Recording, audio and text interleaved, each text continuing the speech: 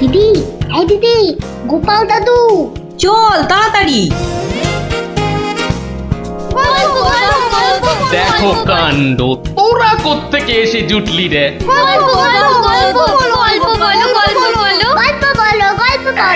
এই দেখো দেখো, আস্তে আস্তে আস্তে, আরে ধুতি খুলে যাবে রে, ধুতি খুলে যাবে। দাঁড়া দাঁড়া, ওরে রে, আমি এখন রাজসভায় যাচ্ছি, পরে এসে তোদের গল্প বলবো। এই দেখো, গল্প না বললে আমরা তোমাকে রাজসভায় যেতেই দেব না। ঠিক ঠিক, গল্প বলো, গল্প বলো। আচ্ছা আচ্ছা আচ্ছা, বেশ, চল ওই গাছতলাটায় গিয়ে বসি। হ্যাঁ, আয় আয় আয়। নাও, এবার শুরু করো। শোন তো, তোরা তো ওই মুর্শিদাবাদের নবাবের কথা শুনেছিস? হ্যাঁ, সে এক ভীষণ খামখেয়ালি লোক, বুঝলি। হঠাৎ হঠাৎ তার মাথায় অদ্ভুত সব খেয়াল চাপে, আর তার জন্য মাথা খারাপ হয়ে যায় আমাদের মহারাজ ওই কৃষ্ণচন্দ্র। তো সেবার হলো কি,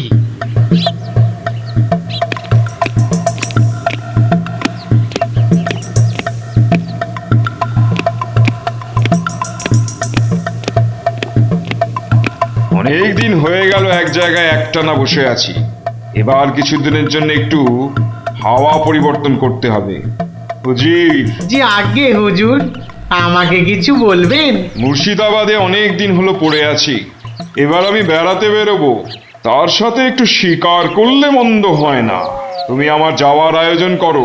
আপনি কোথায় যাবার জন্য ইচ্ছা প্রকাশ করেন জাহাপানা? কাছাকাছি এমন কোথাও যেখানকার পরিবেশ চোস্ত হবে আর শিকারেরও বন্দোবস্ত করা যেতে পারে, এমন কোন জায়গা হদিশ আছে তোমার কাছে? এমন একটা জায়গা আছে বটে, আর সেটা আপনার পরিচিত জায়গা। আমার পরিচিত জায়গা? কোন সে জায়গা? কেন হুজুর, আপনি মহারাজ কৃষ্ণচন্দ্রের কথা ভুলে গেলেন? কৃষ্ণচন্দ্র? হ্যাঁ হ্যাঁ, তিনি তো আপনাকে বারবারই সেখানে যেতে বলেছেন। ওখানকার পরিবেশও অত্যন্ত ভালো, আর কাছে পিঠে বন জঙ্গলও আছে। আপনার মনোবাসনা সেখানে সহজেই পূরণ হবে হুজুর। ঠিক বলেছো হুজি, ঠিক বলেছো। তুমি এখনই কৃষ্ণচন্দ্রকে সংবাদ পাঠিয়ে দাও যে আমি ওর রাজ্যে কিছুদিনের মধ্যেই ছাউনি ফেলবো। তিনি যেন আমাকে অভ্যর্থনা করার জন্য প্রস্তুত থাকেন। যাও।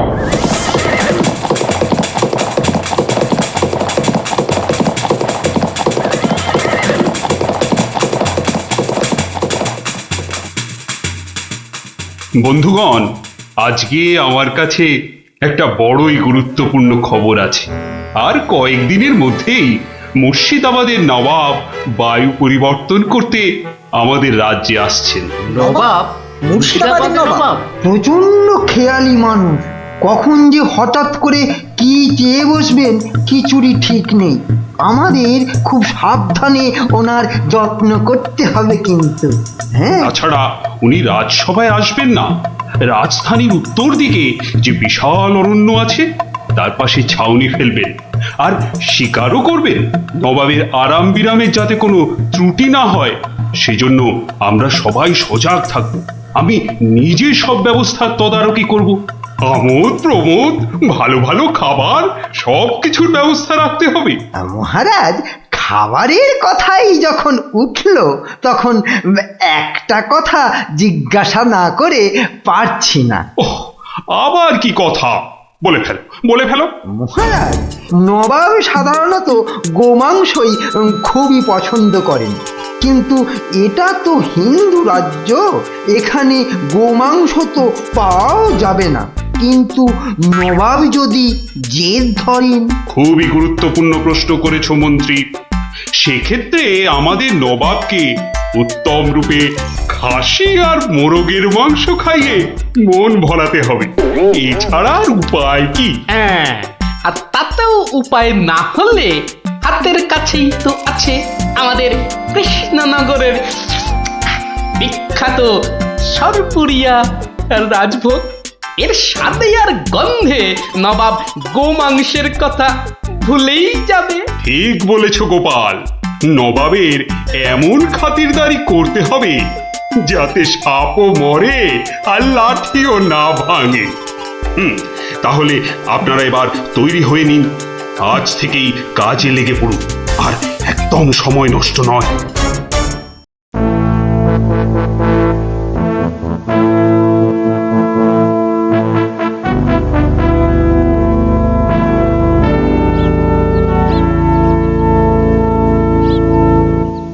বাহ, বহুত খুব, বড়ই জবরদস্ত চিজ। কি নাম বললেন এই খাবারের? আগে হুজুর সরপুরিয়া, আমাদের রাজ্যের সব থেকে জনপ্রিয় মিষ্টি। তা আমাদের বাবুর্চিকে শিখিয়ে দিলে সে এরকম জবরদস্ত জিনিস নিশ্চয়ই পাকাতে পারবে। নিশ্চয়ই জাহাপনা। তাছাড়া মোগলাই খানার সাথে সরপুরিয়া বেশ ভালোই লাগবে বোধহয়। ভালোই লাগবে। আর তার সাথে একটু মোগলাই গরম মশলা মেশালে স্বাদ আরো বেড়ে যাবে। মিষ্টিতে গরম মশলা বাবার জন্মেও শুনিনি। কিছু কি আপনি বলতে চাইছেন? না না না না না না, মানে আপনার ভাবনা খুবই ভালো হুজুর। আমাদের ময়রা আপনার বাবুর্চিকে সব শিখিয়ে দেবে। কি হলো, বাইরে এত গোলমাল কিসের? একবার দেখো তো।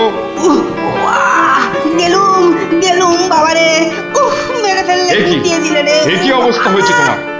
কে এমন করলো? হুজুর ষাঁড়, ছাউনিতে ষাঁড় পড়েছে হুজুর, ষাঁড়। ষাঁড়? ষাঁড় এলো কোত্থেকে? কিচ্ছু বুঝতে পারছি না হুজুর, কোত্থেকে যেন এসে পড়েছে। পুরো শিবির একেবারে লন্ডভন্ড করে দিচ্ছে হুজুর। ওই যে শুনুন আবার ডাকছে। ব্যাপারটা একবার নিজের চোখে দেখতে হচ্ছে। এই তোমরা সব চলো তো, একবার দেখি। কোথায় কোথায় সেই বেয়াদব? আজকে আমি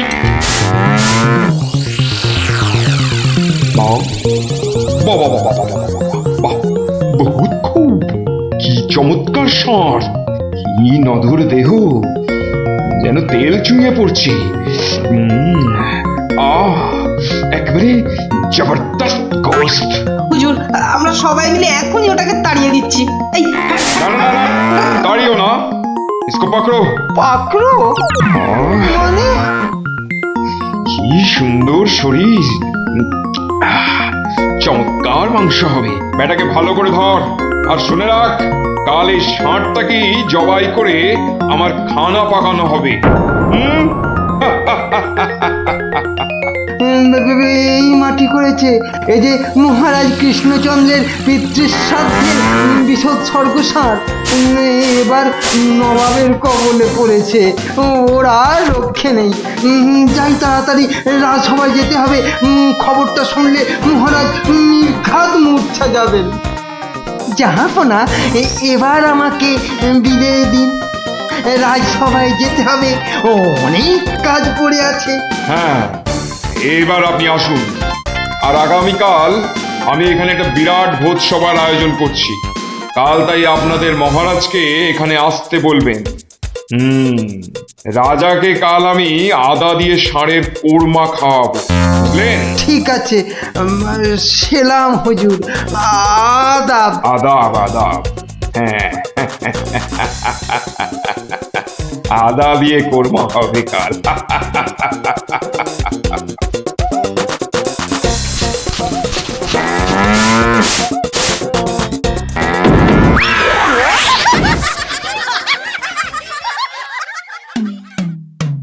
একই কথা শোনালে মহামন্ত্রী, এ আমি কি চরম ধর্ম সংকটে পড়লাম। আমার পিতা শ্রাদ্ধে উৎসর্গ করে ষাঁড়টাকে ধর্মের নামে ছেড়ে দিয়েছিলাম। বৃষৎসর্গের বৃষ মারা পড়লে যে আমার পিতৃপুরুষ নরকে যাবে। কিন্তু নবাবের হাত থেকে ওকে উদ্ধার করার উপায়ই বা কি? নবাব যাকে খেতে চাইছেন তাকে ছিনিয়ে আনার চেষ্টা মানে তো রাজদ্রোহ বই তো কিছু নয়। তাই তো, ওরে বাবা, সর্বনাশ হয়ে গেল, সর্বনাশ হয়ে গেল। হিন্দুর নগরে গো হত্যা হলো।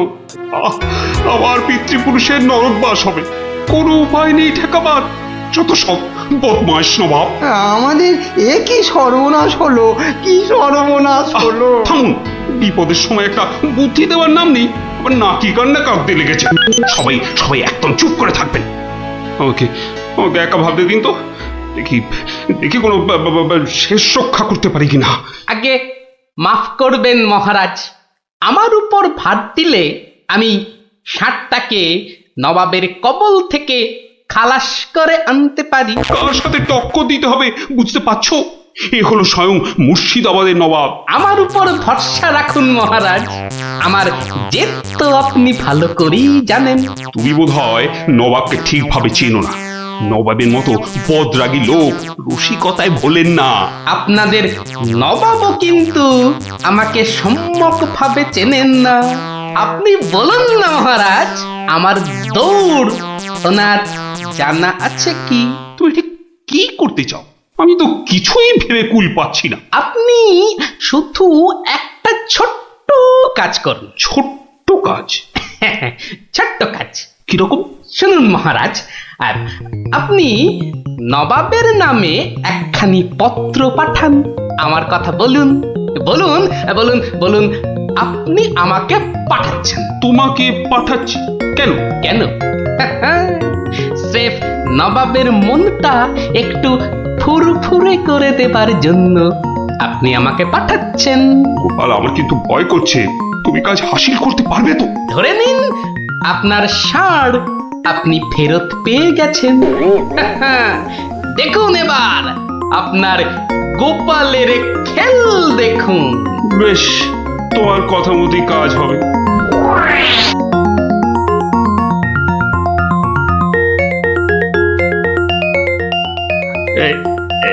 এই আমি চিঠি লিখে দিচ্ছি। প্রণাম মহারাজ, এই চললাম আমি ষাঁড় উদ্ধার অভিযানে।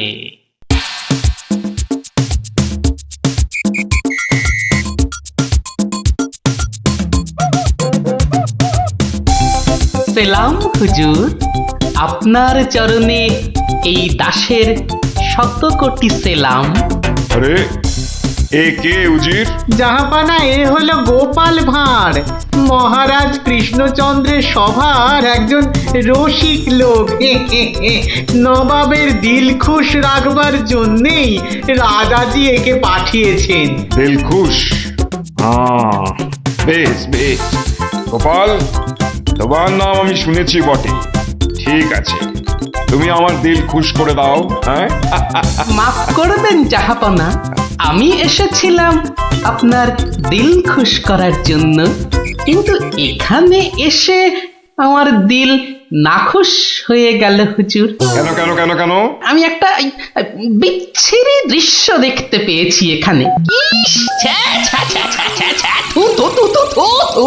কি দৃশ্য তুমি দেখলে যে এত নফরত? হুজুর, ওই নোংরা সাপটা কেন আপনার পবিত্র শিবিরে বেঁধে রেখেছেন জাহাপনা? নোংরা বলছো কেন?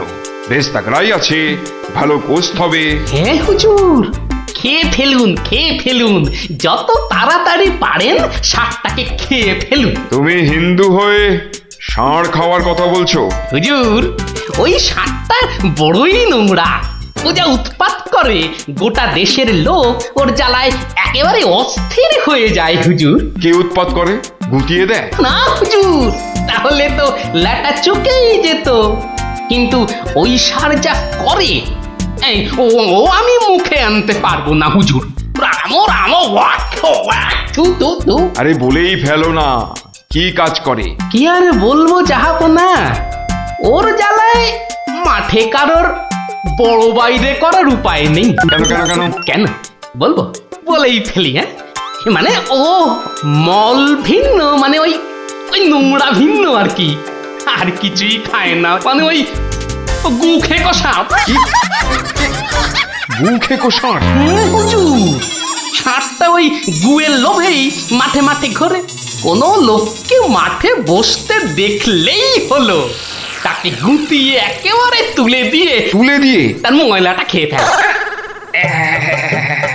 ছি ছি ছি ছ্যা, ছ্যা, ছ্যা, ছ্যা, ছ্যা, ছ্যা। হ্যাঁ জাহাপনা, ওকে আপনি ওই যত তাড়াতাড়ি খেয়ে ফেলুন। হ্যাঁ, ওকে আপনি যত তাড়াতাড়ি খাবেন ততই আমাদের মঙ্গল। এই, দেশের লোক নিশ্চিন্ত হয়ে মাঠে বসুক। তবা তবা তবা তবা, এই ষাঁড়ের মাংস আমি খেতে চেয়েছিলাম। আপনি কি অসুস্থ বোধ করছেন জাহাপনা? না না না না না, মানে ঠিক আছে ঠিক আছে। এই এই এই ষাঁড়টাকে এক্ষুনি বিদায় কর। হুজুর, ষাঁড়টার শরীর স্বাস্থ্য ভালোই, বেশ এই উপাদেয় মাংস হতো হুজুর, না হয় একটু ওই মলি খায় আর কি। না না না না, ওকে দূর করো দূর করো। আর উজি, এক্ষুনি আমার মুর্শিদাবাদ ফেরার ব্যবস্থা করো, এক্ষুনি এক্ষুনি। জো হুকুম জাহাপানা। হুজুরের যেমন মরছি। আমি আসছি হুজুর, আদাব। হাট হাট, ওর দড়ি খুলে দে, যা যা যা যা।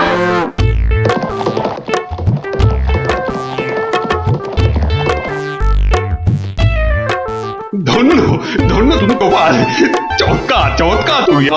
ভাবা যায় না, তুই আজ আমাকে ধর্ম সংকট থেকে বাঁচালে। মন্ত্রী মন্ত্রী, গোপালকে 2000 টাকা পুরস্কার দাও এক্ষুনি। মহারাজের জয় হোক। ব্যাস, নবাব ষাটটাকে ছেড়ে দিয়ে মুর্শিদাবাদ পালালেন, আর আমাদেরও ঘাম দিয়ে জ্বর ছাড়লো। তোরা সব খুশি তো? হ্যাঁ,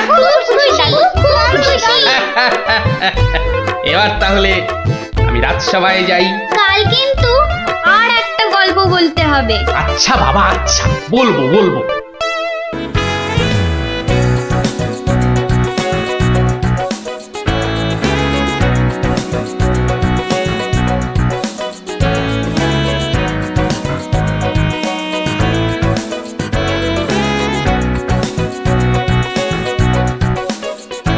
আমার অত দম নেই যে পুকুরের ওই পারে যাব। তুই তাহলে ঘাট ধরেই কাট, আমি ওই পাড়ের থেকে সাঁতারটা কেটেই আসি। গুলটে গুলটে, ওই দেখ পুঁটি আসছে। ভালোই হলো, পুটির সঙ্গে তাহলে সাঁতারের একটা রেস হয়ে যাবে। না রে, সঙ্গে ওর ভাই দুটো আছে। তাতে কি? ওর ভাই দুটোকে তো চিনিস না, ঠিক বাড়িতে গিয়ে বলে দেবে পুঁটি পুকুরের ওই পারে গেছে। ওর ভাই দুটোকে একদিন এমন টাইট দেবো না। কি রে, কাকে টাইট দিবি? ওর মাথার স্ক্রু গুলো রে। দিদি, গুলটে দাদার সঙ্গে সাঁতারে রেস দিবি না কিন্তু। দিলে কিন্তু বাবাকে বলে দেবো। এই, তোরা ওকে ভয় দেখাচ্ছিস নাকি? আহ, থাম তো তোরা। কি পুকুরের মাঝখানে একটা কি ভেসে আছে না? ঢিল ছুড়বো? ছড়ো ছড়ো। একটু রে, ও তো গোপাল দাদু। হ্যাঁ রে, একটু দম বাড়ানোর ব্যায়াম করছিলাম। গোপাল দাদুকে যখন পেয়েছি তখন আর গল্প না শুনে চান করছি না। হ্যাঁ হ্যাঁ। হ্যাঁ, ভেজা গায়ে গল্প শোনাতে বসে সর্দি লাগাই আর কি। তাহলে কখন শোনাবে? বিকেলে বিকেলে। বিকেলে গল্প, বিকেলে গল্প। দারুণ মজা হবে।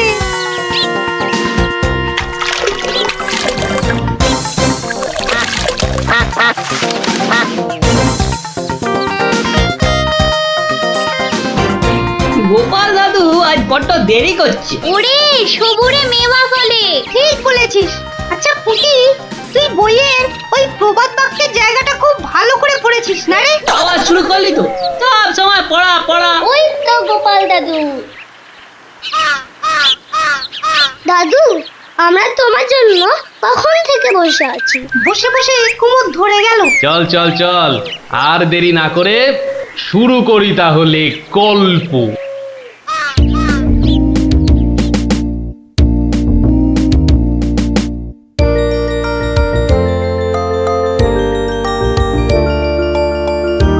আজ বেশ চমৎকার হাওয়া দিচ্ছে। সত্যি তাই, আমার বেশ খিদে খিদে খিদে খিদে খিদে খিদে পাচ্ছে। তোমার সব সময় খাই খাই। তাহলে আমি এখন যাই। এই গাছের তলায় একটু দাঁড়াই। আমি বরং গাছের বাঁদরটাকে তাড়াই। হ্যাঁ, এই তোমার উচিত কাজ। আজ দারুণ হয়েছে আপনার সাজ। তখন থেকে দেখছি তোমার ছন্দের টুকুট। এই যা, বাঁদরটা নিয়ে গেল আপনার মুকুট। এবার কি হবে? আমার আমার মুকুট নিয়ে এসো, যেভাবে পারো। এই এই দে দে মহারাজের মুকুট, দে দে বলছি। কি মন্ত্রী, এই যে ভয়ানক দুষ্টু বাঁদর! ওহ, এভাবে হবে না মহারাজ, ওকে বন্ধুর মতো করে বোঝাতে হবে। আমার তো কখনো বাঁদর বন্ধু ছিল না, কি করে বোঝাবো? আমি বোঝাচ্ছি। ওরে ওরে পুচু মুচু কচু, বাবাটা বাবাটা সোনাটা মনটাটা, আমার মনটাটা, আমার পুকুটা মুকুটা দিয়ে দাও সোনা মানা, দাও মানা, দাও দাও মানা সোনা দাও।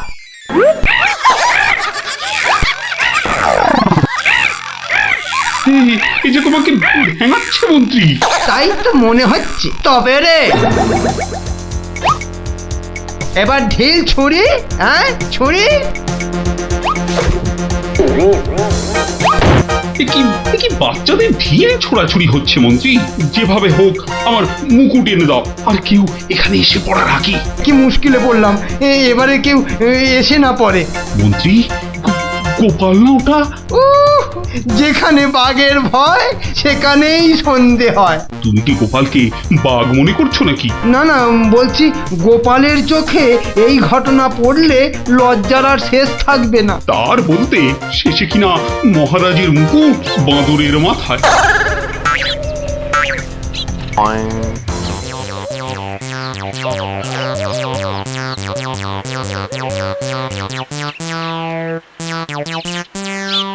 এ কি মহারাজ, লুকোচ্ছেন কেন? আহা, মন্ত্রী মশাই, আপনি আবার গাছে উঠছেন কেন? কি হয়েছে? ওহো, এই কাণ্ড! এতে লজ্জার কি আছে মহারাজ? যতই হোক বাঁদরটাই হচ্ছে মানুষের পূর্বপুরুষ। এত বকবক না করে বাঁদরটার মাথা থেকে মুকুটটা নিয়ে এসো দেখি। সে তো আনবই মহারাজ, তবে আপনার মতো গাছে উঠে নয়।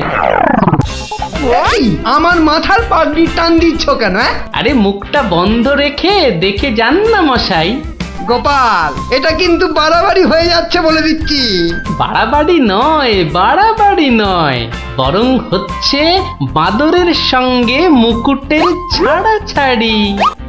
মহারাজ, আপনার মুকুট। আসি মহারাজ, এবার মাথায় মুকুট পরে বাইরে বেরোলে দয়া করে হাত দিয়ে ধরে রাখবেন। মন্ত্রী মশাই, আপনি বরং একটা দড়ি দিয়ে পাগড়িটা বেঁধে রাখবেন, কেমন? আসি।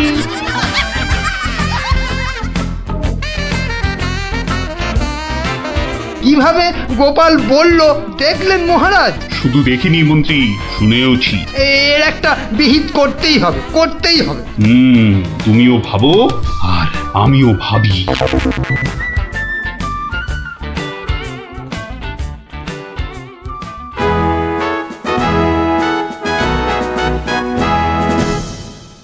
আমি ভাবছি একটা কথা। কি কথা মহারাজ?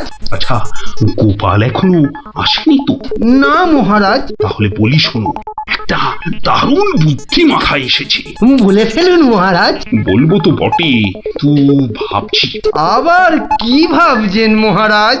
ভাবছি যা ভেবেছি তাতে গোপাল জব্দ হবে তো? তা যা বলেছেন মহারাজ, আসলে গোপাল হচ্ছে পাঁকাল মাছের মতো। এই ধরবেন ও দেখবেন সুরুত করে পিছলে বেরিয়ে গেছে। তাই ভাবছি, মানে শেষ রক্ষা হবে তো?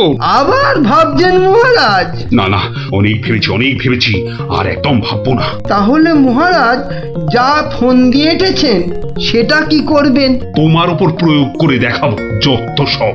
আগে গোপালকে আসতে দাও, তারপর আস্তে আস্তে সইয়ে ওকে আমি জব্দ করব। ও গোপালের কথা ভেবে না আমার এখনই দারুণ আনন্দ হচ্ছে। কি নিয়ে মহারাজ মন্ত্রীর কানে গুজুর গুজুর করছেন? দেখতে হচ্ছে।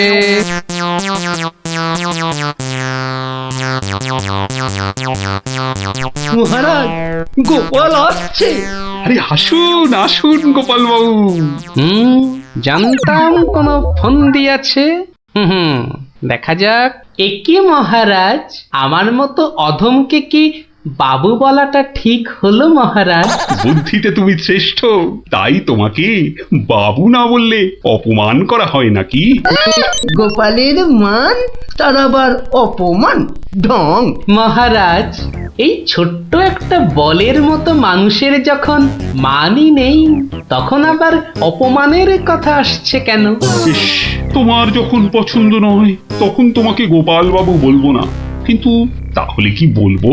কেন মহারাজ, ও তো আমাদের শুধু গোপাল নয়, একেবারে নাড়ু গোপাল। বাবা বাবা মন্ত্রী, এই এতক্ষণে একটা ঠিকঠাক কথা বলেছ। নাড়ু গোপাল, তা বাবা নাড়ু গোপাল, কাল রাতে একটা স্বপ্ন দেখেছি, আর সেই থেকে আমার ভাবনার আর শেষ নেই। কেটে গেছে তো কালকের রাত, স্বপ্ন তাহলে আপনার নষ্ট ভাত।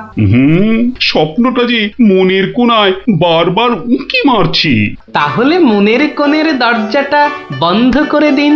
বলছো বটে, কিন্তু তোমায় যে না বলে স্বস্তি পাচ্ছি না। তবে ঝেড়ে কাশুন মহারাজ। মহারাজের সর্দি হয়েছে নাকি যে ঝেড়ে কাশতে বলছো? মানে?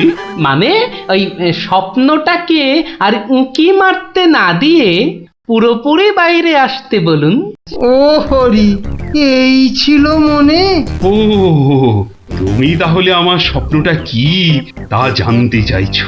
ভেবে দেখো গোপাল, শব্দ শুনে যদি সবাই হাসে তাহলে কিন্তু লজ্জা পেতে পারবে না। আমার নাম গোপাল, লজ্জা করার আছে কি আমার কপাল? শুরু করুন মহারাজ, শুরু করুন। স্বপ্নটা হলো একটুখানি মহারাজ। কি হলো? কিছু না মহারাজ, আসলে এটা তো স্বপ্ন, তাই চোখ খুলে শুনলে ঠিক বুঝতে পারবো না। তাহলে কি করে শুনবে? হ্যাঁ? তাই আমি চোখ বুজে আরাম করে শুয়ে মহারাজ। তাহলে শুয়ে পড়ো। যতই হোক আপনি স্বপ্ন দেখেছেন পালঙ্কে শুয়ে, তাই বলছি ওই নিদেন পক্ষে অন্তত একটা খাটে যদি পেতাম। যত সব। এই, কে আছো? একটা খাট নিয়ে এসো।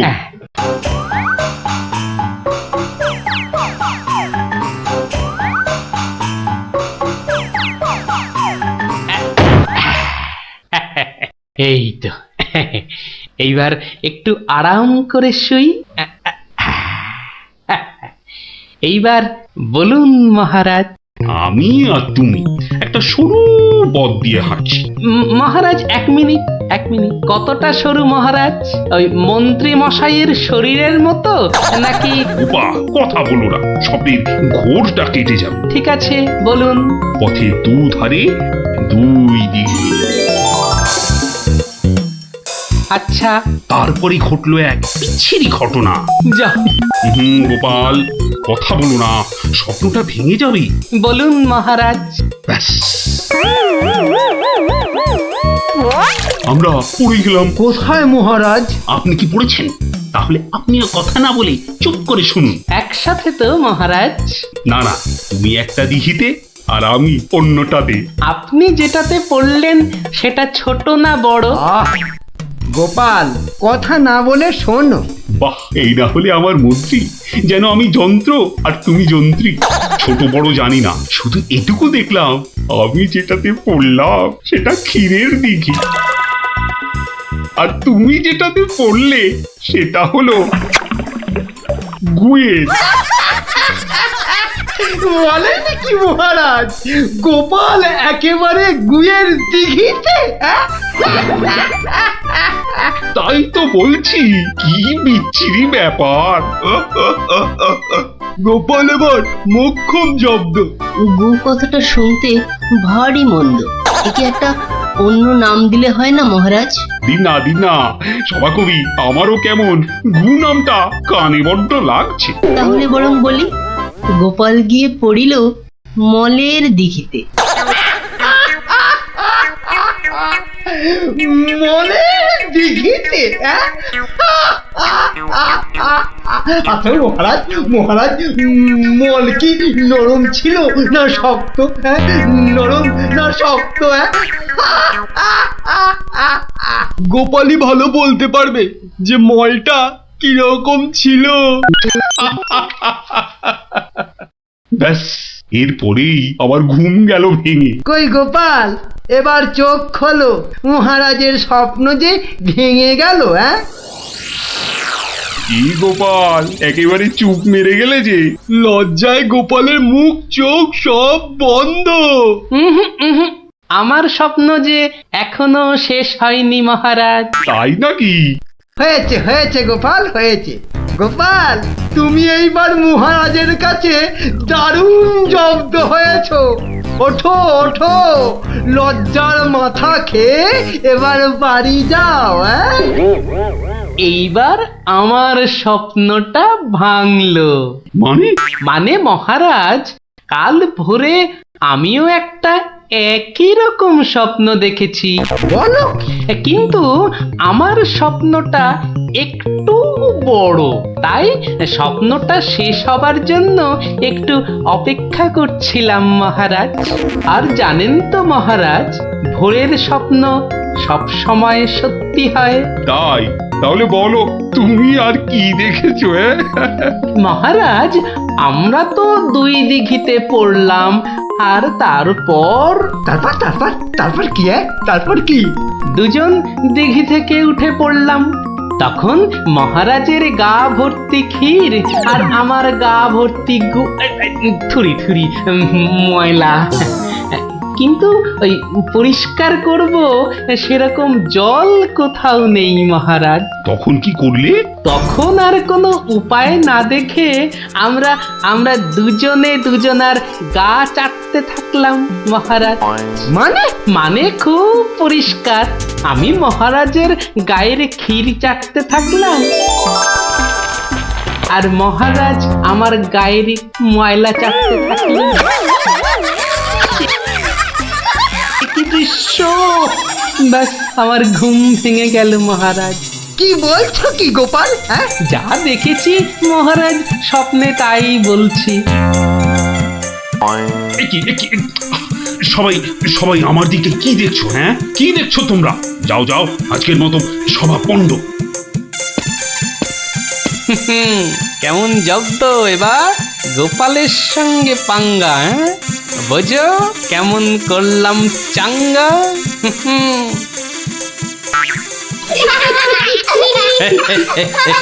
এই জন্য বলি, করতে গেলে ফাইট হতে হবে টাইট, বুঝলি? সত্যি গোপাল দাদু, তোমার জবাব নেই। আর একটা হবে নাকি দাদু? দিনে একটাই গল্প যথেষ্ট, আর নয়। তাই তো বলি গোপাল দাদু, আর তার গল্প শুনতে হবে অল্প স্বল্প। এই তো, আমার গল্প শুনে শুনে দেখছি তোদেরও বুদ্ধিও খোলতাই হচ্ছে।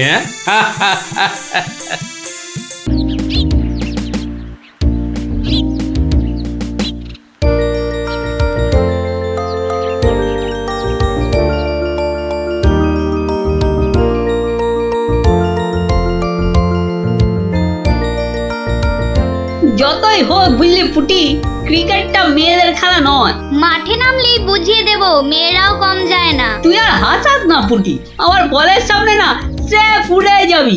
সত্যি? গুলটের বল দেখলেই বলবি খেলবো না বাবা, বাড়ি চল। তোরা যতই হম্বি তম্বি কর গুলটে, খেলায় কিন্তু তোরা জিততে পারবি না। ডাকা ইয়াক। গুলটের বল জানিস না পুটি, ও চোখেই দেখা যায় না। ছাড় ছাড়, এরকম জোরে বল তো কত দেখলাম। যখন ছক্কা খাবি তখন বুঝবি। দিদি, গুলটে দাদা কিন্তু খুব জোরে বল ছোড়ে। যত জোরে বল ছুড়বে তত জোরে ছক্কা মারবো। এইবার বুঝবে গুলটে দাদা, ছক্কা খাবার কি মজা।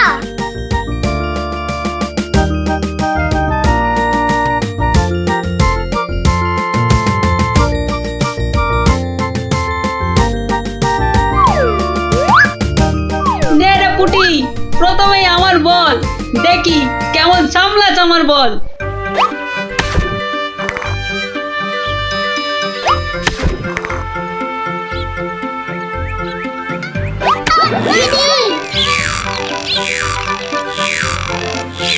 কিরে, কেমন লাগলো রে পুটি?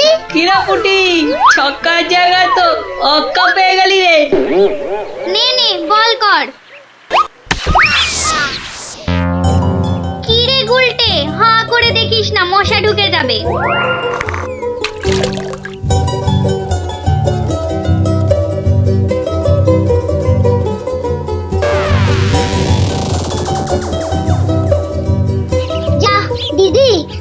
বন্ধ হয়ে গেল কেন? মোটেই না। বলটা গিয়ে ঠিক পড়লো পুকুরের মাঝখানে। এখন কিভাবে আনা হবে? পুটি তুই এমন মারলি যে খেলাটাই ভেস্তে গেল। দিদি এখন কি হবে? ওই দেখো কে যাচ্ছে। গোপাল দাদু। তাহলে তো গল্প। হ্যাঁ হ্যাঁ, গোপাল দাদু, গোপাল দাদু, গোপাল দাদু। কি হলো রে তোদের? আজ আমাদের বিকেলের খেলা বন্ধ। আমাদের বল বড় পুকুরের মাঝে। তাই আমাকে গল্প শোনাতে হবে, হ্যাঁ? ঠিক তাই। কিন্তু আজ আমার গলা যে ভীষণ ব্যথা। ব্যথা গল্প বললে সেরে যাবে, যাকে বলে বিষে বিষে বিষক্ষয়। বেশ বললি তো, ঠিক আছে, শোন তাহলে।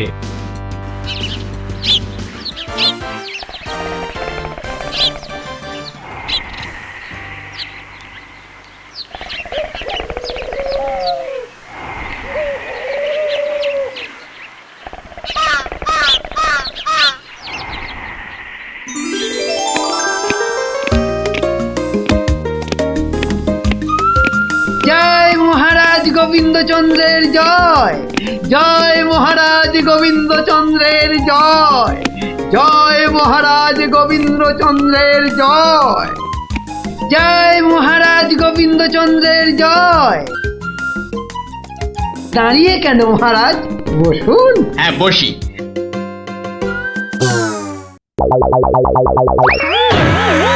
বাবা রে, গেলাম রে, হাড় গোড় একেবারে নুনের মতো গুঁড়ো গুঁড়ো হয়ে গেল গড়িয়া। বাবা এ কি গো, বলা নেই কওয়া নেই, ধূপ করে খাটিয়া থেকে পড়ে গেলে। হাতিয়া নয় গো, বলো সিংহাসন। তুমি কি এখনো স্বপ্ন দেখছো?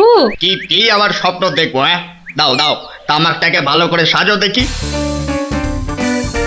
যত সব স্বপ্ন দেখছিলাম, না এবারে দেখতে হবে যেন ঘুমিয়ে না পড়ি। বউ ঠিক ধরে ফেলেছে যে আমি স্বপ্ন দেখছিলাম।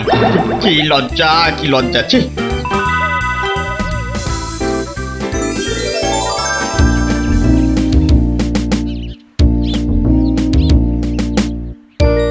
বাহ, কি পালোয়ানের মতো চেহারা। তা বাবা, দুধটা পালোয়ানের খাবার মতো দিতে পারবে তো? এই তো বলছে পারবে। বাহ বাহ বাহ, তাহলে দুইয়ে দেখতে হয়। হ্যাঁ এখনই পরীক্ষা দিতে রাজি তো? বাহ, তাহলে শুরু করা যাক।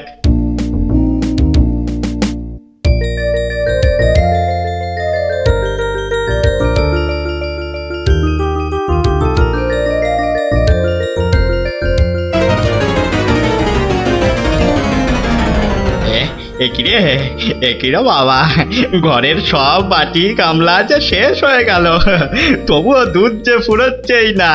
এদিকে দুইতে দুইতে হাত দুটো যেন টন টন টন টন পন পন সব কিছুই করছে।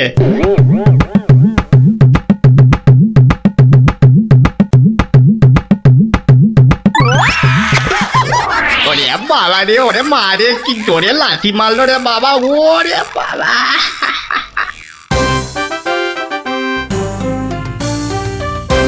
বলি, বুড়ো বয়সে ভীমরতি, তা দিনের বেলায় ঘুমিয়ে ঘুমিয়ে স্বপ্ন না দেখে আমাকে কাজে একটু সাহায্য করলে তো পারো নাকি? আবার ধরা পড়ে গেলাম। কে বললো? হ্যাঁ কে বললো আমি ঘুমাচ্ছিলাম? কে আবার বলবে? সবই তো চোখে দেখা যাচ্ছে।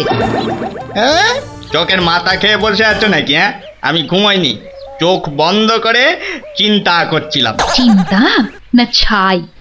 আচ্ছা, তুমি কি তামাক টানতে টানতে শুধুই দিবা স্বপ্ন দেখো? হ্যাঁ, আমি শুধু দেখি না, আর তুমি বুঝি বাদ যাও?